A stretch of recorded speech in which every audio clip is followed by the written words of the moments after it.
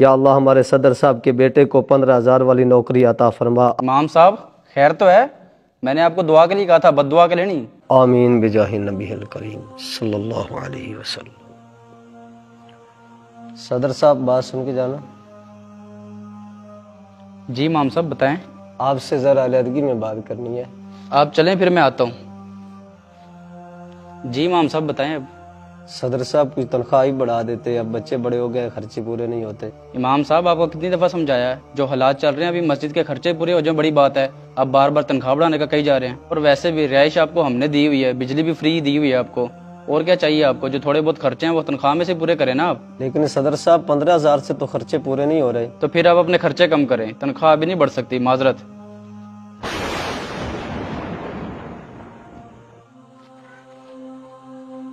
दानिश भाई यार, मैंने आपको पहले भी कहा था मेरे से पैसे ले रहे और मस्जिद का थोड़ा सा काम करवा दें। कारपेट भी चेंज करवाने हैं, 4 साल से यही बिछे हुए हैं, और पंखे भी लगवाने हैं, टूटियां भी लगवानी है। ये कब करवाएंगे काम? जी सदर साहब मैं करवा देता हूँ, माजरत में अपने कामों में मसरूफ था। और एक और आपसे बात ये करनी थी, इमाम साहब ना कल मेरे घर में आए थे, वो ना तनख्वाह बढ़ाने का कह रहे थे, उनका कुछ हो सकता है? यार एक तो मैं इमाम साहब से बड़ा तंग हूँ, हर वक्त तनख्वाह बढ़ा दो तनख्वाह बढ़ा दो। अब तो हर बंदे को कहने लग गए हैं। इनको कहो इस तनख्वाह में गुजारा होता है तो ठीक है, वरना हम कोई और इमाम देख लेते हैं। नहीं सदर साहब आप ऐसा ना करें, मैं इमाम साहब से खुद बात कर लेता हूँ।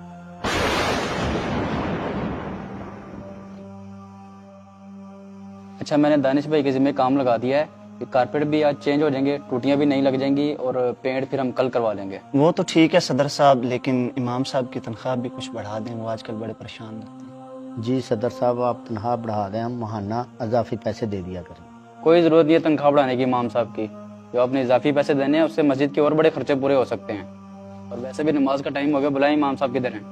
इमाम साहब नमाज के बाद दुआ में मेरे बच्चे के लिए भी खुसूसी दुआ कर दीजिएगा, उसकी नौकरी अच्छी लग जाए। अल्लाहु अकबर। अस्सलामु अलैकुम वरहमतुल्लाह, अस्सलामु अलैकुम वरहमतुल्लाह। आमीन अल्हम्दुलिल्लाहि रब्बिल आलमीन वस्सलातु वस्सलामु अला रसूलिहिल करीम। या इलाही हम सब की नमाज को अपनी बारगाह में कबूल फरमा। या अल्लाह हम सब के सगीरा कबीरा गुनाहों को माफ़ फरमा।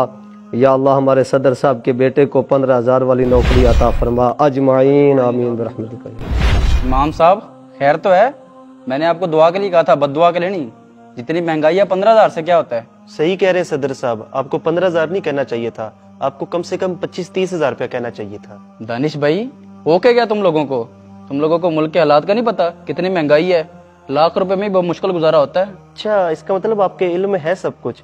मैं तो समझा था आप अनजान है इस चीज से। जब इमाम साहब आपको कहते थे कि मेरा 15,000 में गुजारा नहीं होता, तो आप कहते थे जनाब 15,000 में गुजारा करना कोई मुश्किल वाली बात नहीं। अगर आपके घर के अखराजात है ना, तो इमाम साहब के घर के भी अखराजात होते हैं, इनके भी बीवी और बच्चे होते हैं, उनकी भी ख्वाहिशात होती हैं कि हम अच्छे कपड़े पहने, अच्छे जूते पहने, अच्छा खाना खाएं, जो आपके बच्चे डिमांड करते हैं। आप मुझे ईमानदारी से बताएं, आज की इस महंगाई के दौर में 25 और 30 हज़ार में भी कोई घर का निजाम चलता है? यार इमाम साहब भी तो उसी मुआशरे का हिस्सा है ना।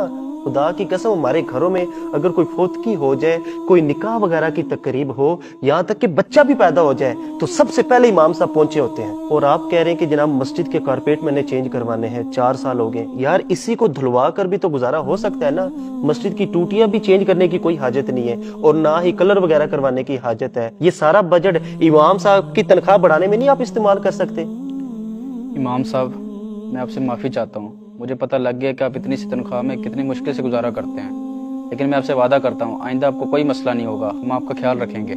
हम ये क्यों भूल जाते हैं कि जो अखराजात हमारे घरों के हैं वही अखराजात एक इमाम मस्जिद के भी होते हैं।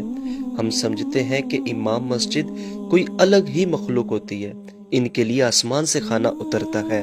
नहीं, ऐसा हरगिज नहीं है। इमाम मस्जिद हमारी तरह ही इंसान होते हैं, इनके भी बीवी बच्चे और 100 मामलात होते हैं।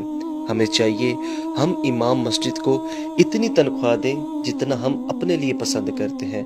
प्यारे दोस्तों, अगर आपको हमारा ये मैसेज पसंद आया, इसे ज़्यादा से ज़्यादा शेयर भी कीजिए और हमें फॉलो करना मत भूलिए। बहुत शुक्रिया।